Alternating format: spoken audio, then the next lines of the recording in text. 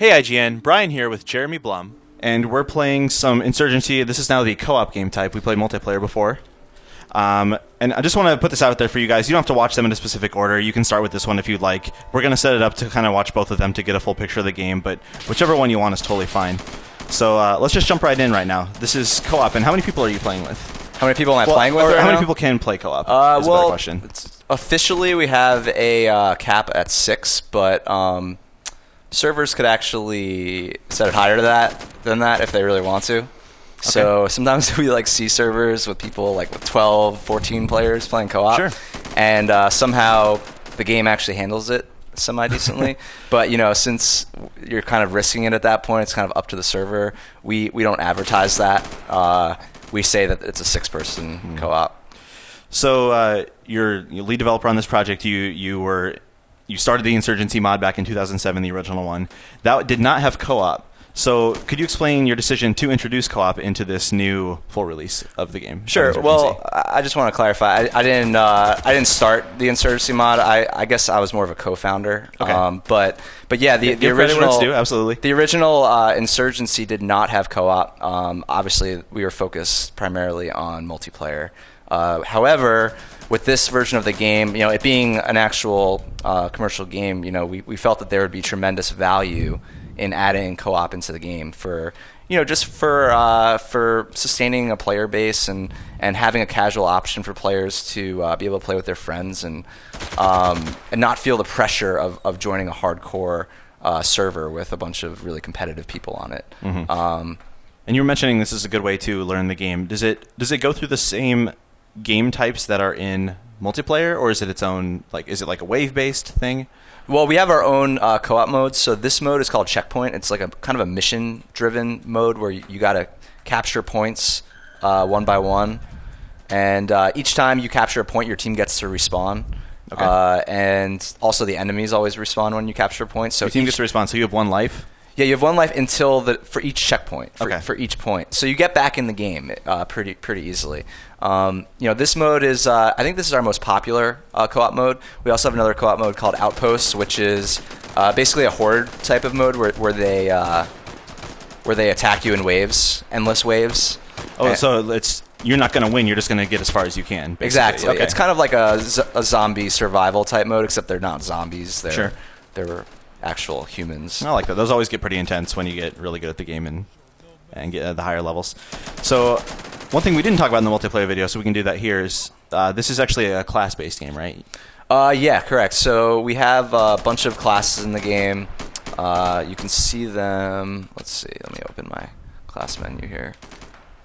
Yeah, right here you can see all the different classes that are supported. Rifleman, right now I'm the specialist. We have Rifleman, Demolitions, Support, Sniper. So does that dictate what weapons you can hold? Yeah, it dictates what weapons you get access to and all that within the squad system. So you have a SMG, you're like a frontline, sort of faster? Or is speed not affected by it? Sorry? Is speed affected by your class? You have a smaller weapon load. So no, not specifically. Okay. It doesn't necessarily affect your speed. Oh, uh-oh. I think they got me from behind there. Yeah, so you're playing against bots, but they're still pretty lethal. Oh, they're very challenging. Yeah, these are actually Nex bots, which are the same AI that Left 4 Dead 2 and Team Fortress 2. Okay, because this is on the Source engine. This is a Source engine game, correct? Yeah. You probably can't tell by the large outdoor environment that we're playing on. Mm-hmm. So this is. You said there were 2 co-op modes. Which one is this? This is Checkpoint. Called? Okay. Yeah. And then we'll check out the other kind later. Maybe. Yeah, we'll see if we get to that one. So I was looking at the game on the Steam page, and it said community feedback has given a big part of how this game is shaped and what you do. What sort of role does the community have in shaping this early access when it's still malleable? How are you listening to people that are playing this game? Yeah, well, we have regular play with the dev sessions where we actually get to play the game with our community, and to us that's been actually a very effective tool. Do they beat you guys? For gauging how they're enjoying it actually in game. We have the usual forums that a lot of developers use for communicating with their communities. However, we like to have a very hands-on approach, and And so far, we've been really enjoying working with our community. Compared to other games, we feel like our community is more mature and uses communication a lot more in game, especially. And so it kind of creates like an enjoyable experience when you're on a server with people. Yeah, that's great. That's something I've noticed actually on a lot of these. For some reason, just like Source Engine shooters, is like the communities are generally very nice. I don't know what's up with that, but I appreciate it. So we're done talking. I don't want to ask about the classes anymore. I was going to talk about the levels. How many are we looking at here for co-op and multiplayer? Are they shared levels, or are they sort of built specifically for those different game modes? Yeah, so we design our levels for multiplayer pretty much, but we support all of them are supported with co-op too. Okay, is the goal. Hopefully, both of the co-op modes that we have in the game. So earlier we were talking about this 3D voice sort of feature where your squads can hear you if you're in a squad, but if you're not with them, it has to be proximity based.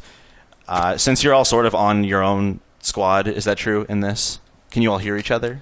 Yeah, we could all. If we were talking, if VoIP was enabled right now, they would probably be all talking to each other. Okay, but it's a proximity thing still in this game type. No, in this game type, everyone will hear you all the time. This is more of this requires more direct communication because it's just you guys against bots. Mm-hmm. There isn't like the element of having an enemy team that has humans on it. So what can you expect from these bots? So you're all kind of clustered looking out this wall. Would one of them maybe come up behind you? And take some shots? Yeah, they sometimes do come up behind us in this map, in this area. And I think there's actually a couple of guys that went that way just to protect us from behind. But basically our next objective is over there. It's B. You can also see it on the mini-map right there. Okay. And we're all right And so here. that would bring back people on your team that have died? When we capture that, anybody who's died will get to respawn. That's cool. I could see that getting down to like, there's just like 2 of you left, and the whole team, everything's resting on your shoulders. Or just one person Or one left, person, yeah. Yeah. And then you mess up and everyone just... Come on. Yeah, it's kind of like this element in our game. It's called the hero cap. It's not something that you have in a lot of other shooters, I don't think, where, it's in co-op too, but it's also in multiplayer where a single player can... I'm dead. So... Where a single player could subsequently revive his team, and everybody's sitting there waiting, like hoping that, instead of hoping that person dies, like in a lot of games, you're hoping that person captures, and saves everyone. So I saw you just died there, and you guys were shooting through that garage door. Is there like a bullet penetration aspect to this? Do all weapons do that, or is that like a... It depends on the surface. So thinner surfaces, most weapons will penetrate. However... larger caliber rifles and stuff will penetrate even thicker walls, and armor-piercing rounds will penetrate even thicker walls, potentially multiple walls. Mm-hmm. So right now I'm actually about to get C4 because the next objective is a weapons cache. Okay, so is that what dictates what gear you can equip? Is like how many caches you have? How much supply you have. Okay. Which is down here. This whole menu is actually being replaced, so it all looks very temporary. And that's a known thing. Okay. So don't expect when you buy this game it's going to look like that. But basically, the concept is that your team gets supply from round to round as you win or lose. The winning team gets a little bit more supply than the losing team, and the better players get a little more supply than the worse. Is it based off like your kills and deaths then? Sort of. It basically takes the best player on the team and scales their score between that and like the worst player on the team. And whoever's in the upper echelon of their team gets a certain amount of supply, and whoever's in the lower echelon of their team gets a certain amount of supply. Okay. Looks like they just captured this cache right here, so it's destroyed. And there's one objective remaining. The last one? Yep. Okay. And is this like that's round 1, or is that the whole? This is round 1. The way that this mode works right now, if we play again, the bots will actually get more difficult. So right now it's on bot difficulty 2. So if we played this same map again after winning, it'll go to bot difficulty 3, which is very difficult. Okay, can you say like, we're good, we're gonna start at 3, or is it like, does it just get more difficult every time?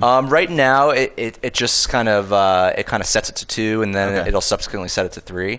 But in the future we're gonna. Oops, I think I just got team killed. Yeah. Did you? Yep, that guy totally just killed me. Oh, he says sorry. Yeah. No. Hope that makes you feel That was better. a different guy apologizing. Oh. He says dang. It's all good. So yeah, friendly fire is on in co-op as well. Yeah, it's part of the game now. It wasn't always. It's one of those things where the community sort of had their input heard by us. We feel very strongly that with all the other shooters out on the market, the only way that we're going to really be able to stand out is by having like an even more intense, realistic experience than the casual guys out there. Mm-hmm. So that's sort of how we're making ourselves. You can drop an airstrike on your friends and they're fine. Well, we don't have airstrikes. No, I mean in the other games. Yeah. So this time maybe I'll be something else. I'll be I'll be a support. Get a machine gun. Show you guys how the machine guns look in this game. Cool. Machine guns are fun in in co-op. I think we'll just keep it as one co-op video. Yeah, that's totally fine. Yeah, I mean, if you could segue into this one from the last one, yeah, I'll do that. That would be the best. And then you could, because the thing is, for the PvP, we only showed that one map, which is the same map that we just played. Right. And what was that map called? Heights. And what's this one called? This one's called District. Okay. Yeah. All right. Are we good now? Yep. Okay, so we just played co-op on the Heights map as sort of the outdoor snowy level. Now we're going to check out District, which looks so far to be a lot more close quarters. So we're just going to jump right in. And you're a different class right now. You have a light machine gun? Yeah, correct? I'm the support class now. So I went from playing the squad leader type of role to now like a support role. You can see the free aim is pretty heavy on this weapon. Okay. So you're going to be hanging back, kind of covering fire, supporting fire sort of role? Yeah, potentially. I mean, I could rush with this weapon too. Okay. It's not the easiest weapon to run and gun with, but it does pack a punch to it, and there's a lot of bullets, so there you go. Oh, wow. I like that sound. That's good. Yeah, so I mean, by all means, we discourage hip firing in the game, in the sense that we have the free aim and it's challenging to hip fire, kind of like real life. I spent a lot of time operating firearms myself, and for this game. No, not for this game. I did a bit of ROTC in college, and I went to school in Vermont where guns are very legal. And I'm from the Midwest. So so I spent a lot of time with guns throughout my years, and it's not very easy to aim to hit things when you're shooting from the shoulder or from the hip. No, not at all. Really, you got to look down the sights to be an effective shot, and we kind of have that going in this game, but there's a bit of a learning curve to it. So once you get the hang of it and you can kind of tell where your weapon's pointing, then you can start to be comfortable using the hip fire or the shoulder fire or whatever it is. It's probably more like a shoulder fire than a hip fire. So it's like a lot of games have the crosshairs, and they'll shrink if you stand still, and they'll get bigger if you start moving. Is that sort of happening but invisibly? Like you're more accurate when you're standing still or crouched? Yeah. Well, there's less recoil and less sway, less weapon sway when you're crouched and still. Yeah, those things all make you more accurate then. Yeah, exactly. So you don't want to just run in and sprinting and just spraying everywhere. Right. It's a very methodical. I mean, you can tell by everybody else the way that they're playing. They're all sneaking up, getting good positions, being very methodical. Yeah, you see a lot of prone, a lot of crouching. Right. So this game type is different than the one we just played because I don't see any capture points on the bottom or anything, correct? Correct. So what's the goal here right now? So it's kind of like the one we were just playing on PvP where you got to linearly capture objectives one by one. However, it's just not displayed on the bottom. You just kind of have to look on your HUD to find where they are, and on the minimap. Or the map, not the minimap. Excuse me. Yeah, I guess there's a guy behind me right there. Got the jump on you. Yes, this is one of our most popular maps as well. So I was talking before about our multiplayer game modes, about skirmish and how that's like this combination, territorial objective and weapon cache objective game mode. We also have search and destroy game mode, which is strictly weapon cache based. It's an attack defend game mode where both teams are trying. One team is trying to destroy all the caches, and the other team is trying to protect them. That's a pretty popular mode, as well as our VIP Escort Mode, which is kind of a classic that's been in a lot of games. But with the sort of very intense nature of this game, it's provided with a very intense experience playing that VIP mode in this game as well. So that's one of the modes that we're excited about. Really, we're excited about all of our modes. I think there's a lot of really cool gameplay, unique gameplay to be had in all of them.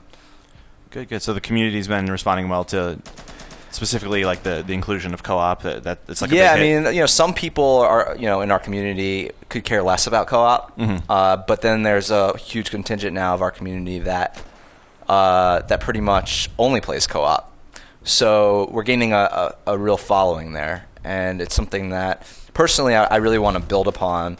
Having been very involved in the co-op since the day one, designing the modes and the AI and all of that. I really I'm very into the co-op. I think it's really fun just to be able to hop on a server with some buddies and kill AI. Absolutely. Plus, it's less intimidating if you're brand new and you just want to play with your friends as well. Absolutely. And for those who get the game who never played Insurgency or don't typically play these type of intense shooters, I would definitely recommend hopping on a co-op server before you hop on the multiplayer, because the multiplayer might be a little bit intimidating at times with a lot of our community that plays very frequently, and they're all very good, and it doesn't take a lot of shots to kill you. You don't really know where you got shot from. Yeah, no kill cam, so you're like, oh, what happened? Exactly, yeah. But, like I said before, that's kind of what we're doing to differentiate ourselves. This is not a Call of Duty or a Battlefield. We're trying to be as fun as those games, but still cater to a more hardcore, tactical, intense firefight type of style. So these maps that we've only seen a few so far, but were these in Insurgency, the original mod? These were not. This one was not, and the one we played before was not either. One thing that we're doing for our full release is we are including a bunch of ports of a bunch of the maps from the mod in the game. So anybody right now who still plays the mod and hasn't necessarily switched over to the game yet, they're going to have something that they could play, which will be essentially the same thing as the mod, except it'll be better lighting, better graphics, better recoil, Sure. all the things that we're proud of having accomplished with the sequel of the game. So on top of those ports, obviously we have our handful of original maps that we felt were really important to the this game, and every game has those like fan favorite maps where if they don't see it, they're like, oh, that's like a actually pretty big chunk of the game's identity. Right, and the mod certainly has some of those. Yeah, I gotta get out of there. Yeah, I got a smoke here, so I'm gonna. Smoke is actually very effective in this game. You'll see people using it like a lot because it's a very methodical, tactical game, and especially against the bots, they can't see through the smoke. So do you have a smoke because you're a support class, like other classes would have a frag actually, grenade I could get whatever grenades I wanted, but I chose to stick with the smoke because I felt that it would be useful. Okay. We've been talking a lot about the nitty-gritty, like the fine details. So if I just zoom it back out here, could I ask what sort of sparked the idea to like, hey, that we worked on this mod, that's cool, let's turn it into a full game? How did that process work? How did you get to where you are right now? It's we all wanted to make games. Some of us went in the industry for a bit. Like I worked at THQ briefly, and a bunch of other guys that worked on the mod, worked at varying places all over the industry, and we all wanted to get back into it and do it on the indie level. And really, Insurgency was such a passion project for us when we were younger that it just seemed like the right thing for us to dive into for our first project as making commercial games under a newly founded studio. Just made the most sense. But really, we want to hopefully make more games after this, and also just keep improving this one and make this one better and better, and hopefully there will be sequels and many updates. And yeah, you mentioned Insurgency not as a game but more as a platform that will be continually updated. Exactly. Ultimately we'll see how it's received, and see what the demand is to build upon it. But hopefully if things go according to plan, we hope to really capture a very unique following with this game that is just tired of the casual shooters and wants something kind of like Arma or Red Orchestra, but on a smaller, more personal sort of scale. And that's sort of what I think this game is turning into. Great. So we started a new round. Is that what happened here? Yeah, so we started another round, and the bots are actually more difficult this time. they're up to 3 now? Yeah, they're up to 3 right now. Okay. Yeah. I think we're actually going to cut it off here if that's okay with you. Of course. It's So fine. yeah, we saw this level. Well, thanks for watching, guys. Again, this is Insurgency. It's on PC. It's on Steam for PC and Mac, correct? Correct. Okay. And you can look for it early next year. Yep, that's our that's target. what we got for right now. Yep. All right.